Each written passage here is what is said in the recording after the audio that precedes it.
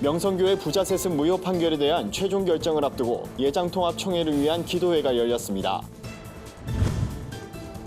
명절에도 가족과 함께하지 못하는 태국의 외국인 노동자 300여 명이 한자리에 모였습니다. 이들은 2박 3일간 함께 교제하며 고국을 향한 아쉬움을 달랬습니다. 명절이 지난 후 일상으로의 건강한 복귀를 도울 수 있는 명절 증후군 극복 방법을 살펴봤습니다. 안녕하십니까. 구티비 뉴스입니다. 오는 23일 예장통합 정기총회를 앞두고 예장통합 정체성과 교회수호연대가 104회 총회를 위한 기도회를 열었습니다. 이번 총회에선 명성교회 부자 세습을 무효로 판단한 교단 재판국 결정에 대해 최종 판단이 내려지는데요. 예정연은 총회와 노회, 소속 지교회인 명성교회를 위해 기도했습니다. 참석자들은 서울 동남노회가 지교회 자치권을 우선하는 장로교회의 정치 원리를 따라야 한다며 통합총회가 다툼과 분열을 끊고 화합의 전통을 이어가게 해달라고 부르짖었습니다. 예정연은 기도회에 앞서 세미나를 열고 총회 재판국의 재심은 불법성에 기인한 것이라며 재심 판결을 무효화하라고 주장하기도 했습니다. 발제에 나선 전북동로의 김연현 목사는 법적 절차에 대해 설명하며 명성교회 건은 재심의 사유가 마땅하지 않기에 총회 재심 판결은 무효라고 말했습니다. 예정연은 명성교회 재심 판결에 대한 총회의 올바른 판결을 촉구하는 입장문도 발표했습니다. 예정연은 101회기부터 103회기까지 명성교회 위임 목사 청빙이 합법하다는 헌법위원회의 해석을 총회가 거부한 것은 불법이라며 불법 결의를 철회하고 헌법위원회의 유권 해석을 시행하라고 주장했습니다. 추석 연휴 잘 보내셨습니까? 모처럼 온 가족이 모이는 명절, 고향을 떠나온 외국인 노동자들의 향수를 달래주는 특별한 자리가 마련됐습니다. 태국인 교회가 연합회 주최한 수련회 현장에 오현근 앵커가 다녀왔습니다. 추석 명절 기간이 되면 한국인들은 가족을 만나러 고향으로 발걸음을 옮깁니다. 하지만 보고 싶어도 볼 수가 없고 가고 싶어도 갈 수 없는 사람들이 있습니다. 바로 외국인 노동자들입니다. 이곳에 모인 태국인들은 대부분 외국인 노동자 출신으로 연휴 기간을 이용해 수련회에 참석했습니다. 한국-태국-선교협의회가 15년째 개최하고 있는 연합수련회는 우리나라와 같이 명절이 되면 가족을 만나는 문화를 가진 태국 사람들이 가족 대신 동족을 만나 화합하고 믿음도 성장시킬 수 있도록 돕고 있습니다.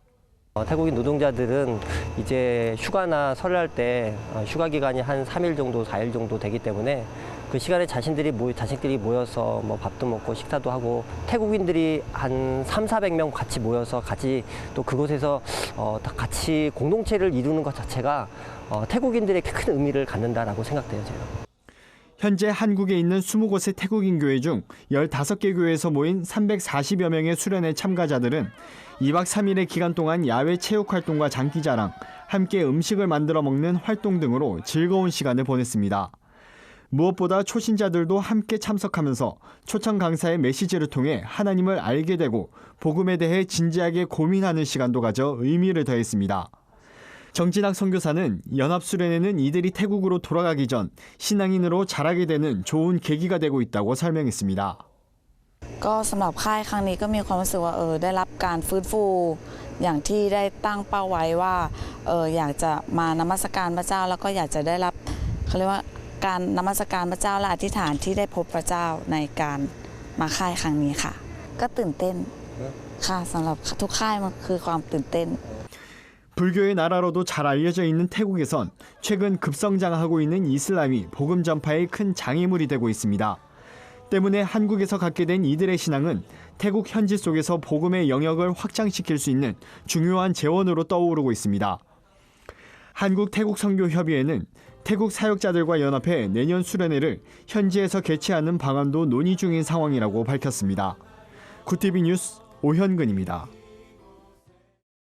추석 연휴가 끝나면 평소보다 과중한 가사노동과 장시간의 운전 등으로 피로를 호소하곤 하는데요.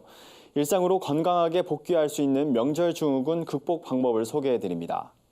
명절 증후군을 극복할 수 있는 가장 좋은 방법은 기존의 생활 리듬을 회복하는 것입니다. 기상 취침 시간을 일정하게 하고 한 번 잘 때 깊게 자도록 노력해야 합니다. 장시간 운전을 했다면 업무 환경에 복귀했을 때 중간중간 스트레칭을 해주는 게 도움이 됩니다. 점심 식사 후 가벼운 산책으로 경직된 근육을 풀어주는 것도 효과적입니다. 명절 기간은 평소보다 과하게 음식을 섭취해 위장 질환을 겪기도 합니다. 당분간은 지친 속을 달래줄 저칼로리 음식을 섭취하면 좋습니다. 피로 회복을 위해 비타민C가 풍부한 과일이나 채소를 먹는 것도 추천합니다.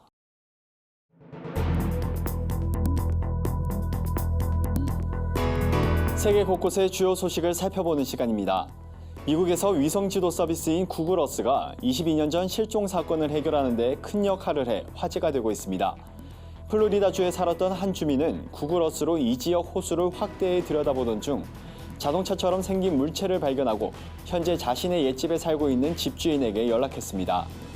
현 집주인이 호수 속 자동차를 확인하고 경찰에 신고해 꺼낸 결과 그 안에서 해골 형태의 시신이 발견됐습니다. 판비치 카운티 경찰국은 이 시신이 지난 1997년 당시 40의 나이로 실종된 윌리엄 몰트라는 남성으로 확인됐다고 밝혔습니다. 발견 지점 근처에 거주하는 한 주민은 그곳에 22년이 된 시신이 있을 줄은 전혀 생각지도 못했다고 말했습니다. 예멘 반군의 무인기 공격에 불이 난 것으로 알려진 사우디아라비아의 석유시설 가동이 당분간 중단됩니다. 압둘 아지즈 빈 살만 사우디아라비아 에너지 장관은 사우디 국영 SPA 통신을 통해 이번 공격으로 사우디 전체 산유량의 절반인 하루 평균 약 570만 배럴의 원유 생산이 지장을 받게 됐다고 밝혔습니다. 이는 전 세계 원유 공급량의 5%에 해당되는 양입니다. 앞서 친이란 예멘 반군은 무인기 10대로 이들 석유시설 2곳을 공격했다고 주장했습니다. 최대 원유 수출국인 사우디의 원유 생산과 수출이 상당한 규모로 차질을 빚게 되면서 국제 원유 시장의 수급 불안으로 국제 유가가 크게 영향을 받을 전망입니다. 내년 7월 열리는 도쿄올림픽에서 경기장 안에 전범기인 우길기를 반입하는 것과 관련해 신임 일본 올림픽 담당 장관이 문제가 없다는 입장을 밝혔습니다. 하시모토 세이코 올림픽상은 취임 기자회견에서 한국이 경기장에 우길기 반입을 금지하도록 요구하는 것에 대해 우길기가 정치적 의미에서 결코 선전물이 되지 않는다고 생각한다고 말했습니다. 하시모토 장관의 이 같은 발언에 따라 한국 정부와 체육 관련 단체들은 강하게 반발할 것으로 보입니다. 한편 국제올림픽위원회 IOC는 우길기 논란과 관련해 문제가 발생하면 사안별로 판단할 것이란 소극적인 입장을 내놓은 바 있습니다. 필리핀 이민당국이 중국인 범죄 용의자 4명을 잡으려다 생각지도 않게 273명의 투자 사기범까지 검거했습니다. 외신들에 따르면 필리핀 이민국은 중국 대사관과 공조해 마닐라 시내 한 상업용 빌딩을 급습했고 중국인 사기 용의자 4명을 검거했습니다. 그런데 이 과정에서 단속반은 온라인상에서 불법 행위를 하고 있던 중국인 273명도 함께 검거하는 성과를 거뒀다고 필리핀 이민국이 설명했습니다. 이민국은 그러나 273명이 어떻게 체포됐는지에 대해선 구체적으로 설명하지 않고 있습니다. 제이미 모렌테 필리핀 이민국장은 외국인 범죄자들은 공공안전에 대한 위협이라고 말했습니다. 알프스의 가장 큰 빙하인 알레치가 지구온난화로 인해 오는 2100년쯤이면 거의 다 사라질 것이란 연구 결과가 나왔습니다. 스위스 취리 연방공대 연구진은 지구온난화 영향으로 이번 세기 말까지 알레치 빙하가 얼마나 남아있을지를 3차원 기술을 이용해 분석한 결과 이 같은 결론을 얻었다고 밝혔습니다. 연구진은 2100년 스위스 기온이 기준 기간인 1960년부터 1990년까지의 기간보다 4도에서 8도가량 높다고 가정할 경우 알레치 빙하는 거의 다 녹고 얼음 조각 몇 개만 남을 것으로 예상했습니다. 연구진은 알레치 빙하는 2000년 이후 1km 정도 후퇴했다며 이 같은 경향이 앞으로도 계속될 것이라고 우려했습니다. 오늘의 사회 이슈를 박은결 기자가 종합해드립니다. 오늘의 이슈 포커스입니다. 금리 변동 위험이 있는 주택담보대출을 연 1%대 장기 고정금리 대출로 전환할 수 있게 하는 서민형 안심전환대출의 신청 접수가 추석 연휴 직후인 16일 시작됐습니다. 대상은 올해 7월 23일까지 실행된 변동금리 혹은 준고정금리 주택담보대출을 보유한 주택 실수요자로 보금자리론 같은 정책 모기지 상품이나 한도대출, 기업대출은 대상에서 제외됩니다. 마감 기한은 이달 29일이며 영업시간 중 대출을 받은 은행 창구를 방문하거나 주택금융공사 홈페이지 또는 애플리케이션 스마트주택금융을 통해 신청할 수 있습니다. 국내 대학의 상당수가 연구개발을 통해 보유한 원천 기술을 기업 등으로 이전해 연간 수십억 원의 수입을 올리고 있는 것으로 나타났습니다. 국회 산업통상자원 중소벤처기업위원회 소속 김규환 의원에 따르면 최근 3년간 기술 이전 실적이 가장 우수한 대학은 서울대로 연간 132억 1,700만 원의 수입을 냈습니다. 성균관대가 125억, 고려대 105억으로 뒤를 이었습니다. 김 의원은 지식재산 강국으로 성장하기 위해서는 대학의 연구 결과가 기업의 생산성으로 연결되고 산업으로 축적되는 체계가 구축돼야 한다고 강조했습니다. 16일부터 영국, 호주 등 33개국에서 통용 가능한 영문 운전면허증이 발급됩니다.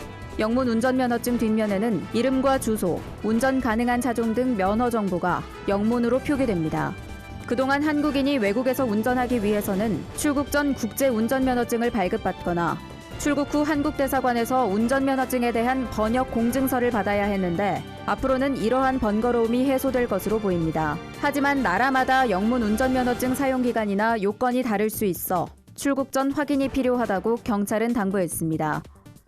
전 세계 주요 도시 가운데 서울의 식료품 가격이 6번째로 높은 것으로 나타났습니다. 서울은 고물가로 악명 높은 메가폴리스인 뉴욕과 도쿄보다도 식료품이 비쌌습니다. 도시국가 비교 통계 사이트 넘베오에 따르면 서울의 식료품 가격 지수는 105.01로 뉴욕 식료품 물가보다 5%가량 높은 것으로 나타났습니다. 이 지수는 해당 지역에 사는 이용자가 직접 입력한 육류와 채소, 과일 등의 가격을 토대로 산출된 것으로 서울보다 식료품 물가가 높은 곳은 살인적인 물가로 유명한 스위스 도시들 뿐이었습니다. 구티비 뉴스 박은결입니다. 글로벌 선교방송단과 함께하는 교계 소식 전해드립니다. 다일 공동체가 한반도 통일을 기원하며 청소년과 함께 평화 순례길을 걷는 제5회 바피스메이커를 개최합니다. 행사는 내달 19일 경기 연천군 DMZ 내에서 진행됩니다. 참석자들은 민간인 통제구역 일부 구간을 직접 도보로 걷고 북한 땅이 보이는 전망대에 올라 한반도 통일을 위해 기도할 예정입니다. 기독교 환경운동연대와 환경부가 18일 서울 중구 프란치스코 교육회관에서 종교단체 환경교육 확대를 위한 업무협약을 체결합니다. 업무협약식에는 기독교 환경운동연대 상임 대표 양재성 목사, 환경부 박청규 차관을 비롯해 기독교, 천주교, 불교 등 5대 종단 환경단체 대표들이 참석합니다. 한국교회 1세대 찬양사역자인 전용대 목사가 17일에 찬양사역 40주년 기념 콘서트를 진행합니다. 이번 콘서트에서 전 목사는 할 수 있다 하시니는 낮엔 해처럼 등의 찬양을 통해 나눔의 시간을 가질 계획입니다. 전용대 목사는 1979년 1집 앨범 탕자처럼을 시작으로 현재까지 30집의 찬양 앨범을 발표했으며 1986년에는 한국복음성가협회를 창립했습니다. 이상으로 뉴스를 마칩니다. 구티비 뉴스는 인터넷 신문 데일리 굿뉴스를 통해서도 보실 수 있습니다. 시청해주신 여러분 고맙습니다.